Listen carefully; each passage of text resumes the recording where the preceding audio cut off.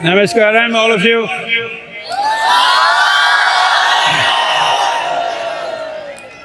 We, as a civilization, as a global civilization and as a nation, we've reached a point where every responsible scientist is pointing out that in the next 20 to 25 years, we will have serious food crisis.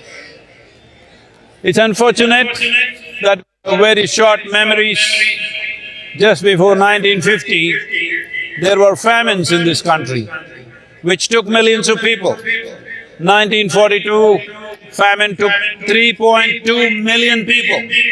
That's the number of people who died of hunger. It's not like a bomb. Dying with hunger is a terrible thing. In 4 months, 3.2 million people died in this country. We just forget, and once again, we're driving ourselves in that direction, that by 2045, every scientist in the world is saying that we will be producing 40% less food than what we are producing right now, and our populations will be over 9 billion. That is not a world you want to live in. That is not a world you want your children to live in.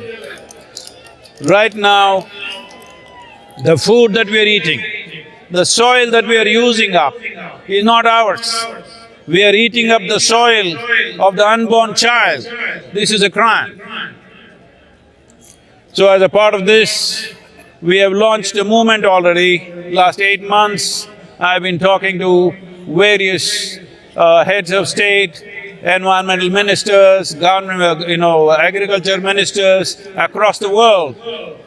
Everywhere, everybody knows this needs to happen. But the problem is, people have not spoken. People have not expressed long-term interest in their own lives. They're asking for trinkets, so governments are giving trinkets. This is a time where every responsible citizen must express that we have long-term interest in our lives. We are not only concerned about ourselves, we are concerned about the future generations. We are concerned about the future generations.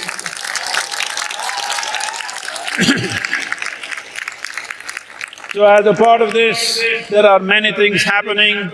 I'm addressing the COP15, where 170 countries will come, and we have prepared an elaborate soil policy which will go to every country, and also we have written to 730 political parties in the world.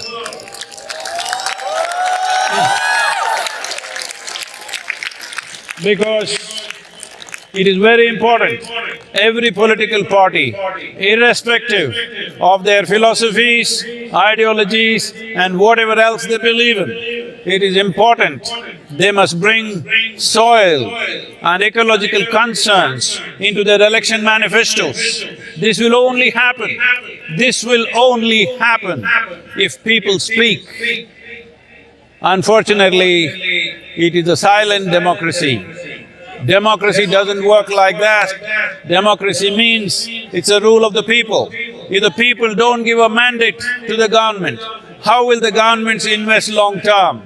People are asking for trinkets, government is offering trinkets. If people express long-term commitment, governments will do the same thing. So it's very, very important that people speak. So from 21st of March, I am riding from London, a lone motorcycle.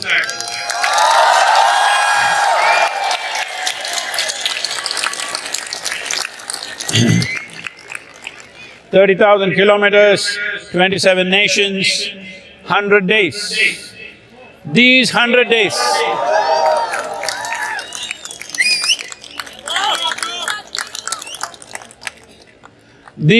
days, every one of you, at least for 5 to 10 minutes a day, say something about soil. This is important. Use your social media, use your Twitter, use your Facebook, use your Telegram, use whatever you have. If you don't know how to do these things, we have released toolkits, how to open these accounts, how to manage them, and the material that you need, the information that you need will be heavily provided on our website called Save Soil. The SaveSoil.com website will have all this information. Download this, use this. Just the whole world should speak of soil for 100 days. If we get 3 to 4 billion people to speak about soil and our concern for soil and our concern for unborn children, no government can ignore this. This is not a protest, this is not some kind of pressure tactics, this is an expression of the will of the citizens, what we really want. It's very important a responsible expression happens in a democratic society. So this is your opportunity, make use of this. The Save Soil website is there, you can get all the information. If you want to enroll yourself as Earth Buddy, are you a friend of this planet? No, you are a child of this planet, you better know. Hello? Without this soil, you won't exist. We have come from the soil, we eat of the soil, when we die, we get back to the soil.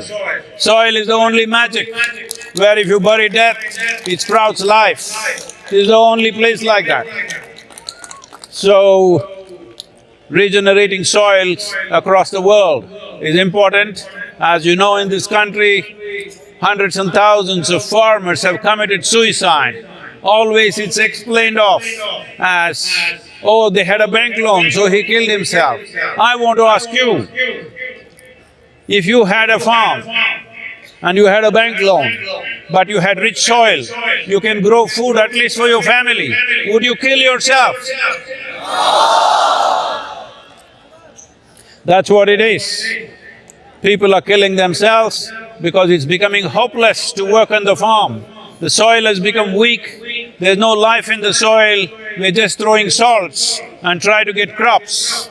And the food that you're eating is way degraded than what people ate here 50 to 100 years ago. So the nourishment is gone, the soil is dying.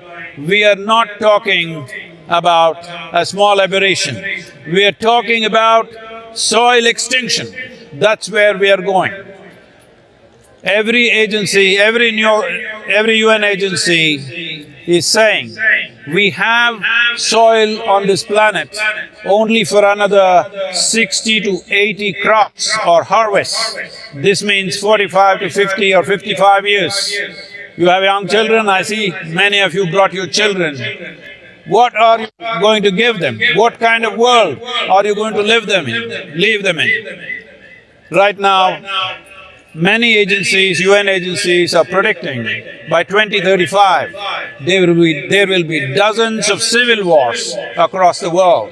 That's not a world we want to create, that's not the world we want to leave behind for our children. So please, for this 100 days, keep yourself alive. 5 to 10 minutes of your time could save the world. That's what it means.